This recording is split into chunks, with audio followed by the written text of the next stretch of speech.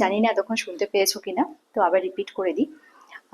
শাড়ি, একটা শাড়ি দিয়ে আমরা নানানভাবে সাজতে পারি। বারবার অকেশন থাকলে বারবার শাড়ি কিনতে হয় বা কারো থেকে ধার করে পড়তে হয়? নিশ্চয়ই না।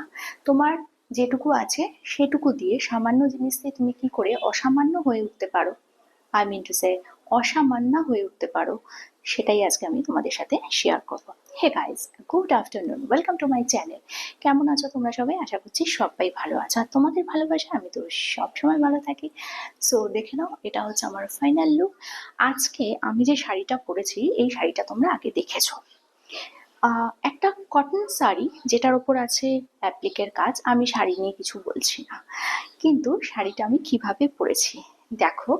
একবার এখানটা দেখে নাও, এখানে একটা রিং দিয়ে আমি গলার চেনের সাথে এটাকে সেট করেছি, এবং চাইলে এটার ওপর তোমরা একটা জ্যাকেট দিয়ে পরতে পারো, বাট যেহেতু গরমকাল একটু জ্যাকেট ছাড়াই পরাটা বেটার। আমি এটা ব্রালেটের উপর পরেছি, যেহেতু আমি ব্রালেট ভালোবাসি, কিন্তু তোমরা চাইলে এটার সাথে জ্যাকেট দিয়েও পরতে পারো। তো দেখো, একটা জিনিস আমি সবসময় বলি, যে ড্রেস তোমার কাছে প্রচুর আছে কিন্তু তুমি সেটাকে ইউটিলাইজ করতে পারছো না। অনেকের কাছে আবার হয়তো বেশি কালেকশন নেই, কিন্তু যেটুকু আছে সেটুকু তারা এতটা সুন্দর মিক্স ম্যাচ করে পরে, সেটা বেশ ভালো লাগে। তো আমার তো ওটাই ভালো লাগে, যে অল্প জিনিসকে কি করে আমি বারবার সেটাকে রিপ্লেস করতে পারি, সেটা দিয়ে কি করে বারবার স্টাইল করা যায়।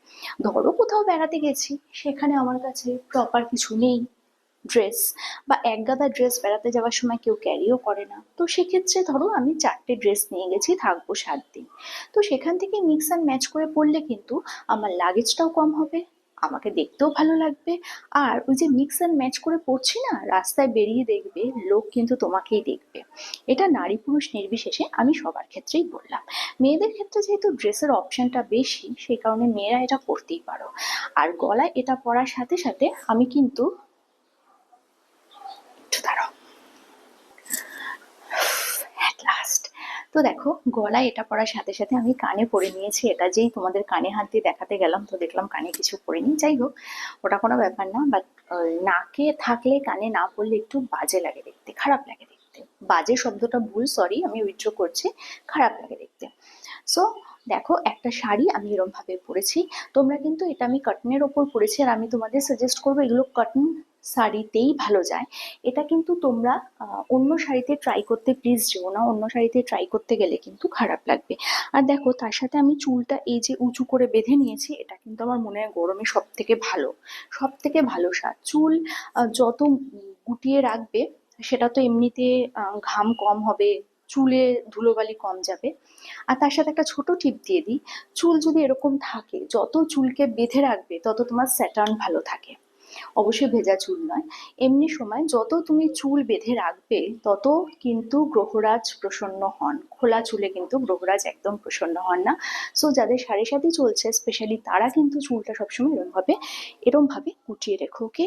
অ্যান্ড গরমের সময় এরম খোলামেলা সাজ, এরকম ভাবে শাড়ি পরে কিরম লাগলো সেটা তো আমাকে অবশ্যই জানিও। আর আমার ভিডিও চুরি হচ্ছে যেখানে দেখবে, সেখানে প্রচুর প্রচুর রিপোর্ট করবে তোমরা সবাই। কালকে আসবে একটা নতুন ভিডিও নিয়ে, ততক্ষণের জন্য আরেকবার দেখে দিই সাজটা। এত কষ্ট করে সেজে যদি এখনই বাই বাই বলে দিই, আমার মনটাও হাই হাই করে উঠবে। দেখে নিয়েছো একটা শাড়ি আমি কত ভাবে পরছি, বেশ ভালো লাগছে। আর এই কটন শাড়িটা এত আরাম, এত আরাম, তোমাদের কি বলবো। এই শাড়িটা যখন কিনেছিলাম, খুব একটা পছন্দ করে যে কিনেছি এমনটা নয়। মানে যে আমাকে দিয়েছেন, গিফট করেছেন, যে কি বলবো, যে দোকান